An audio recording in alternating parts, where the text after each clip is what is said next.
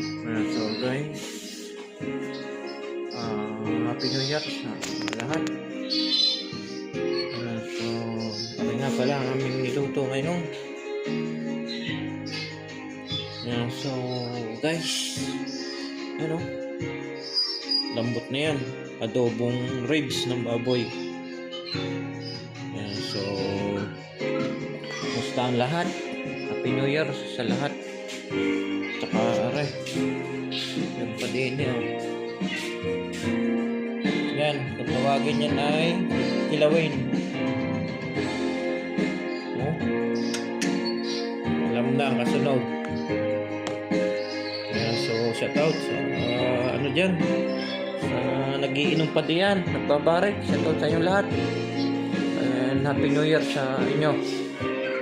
Sana ay maganda ang pasok ng 2026 sa atin. At tayo laging mag-iingat. Alright. Bye-bye.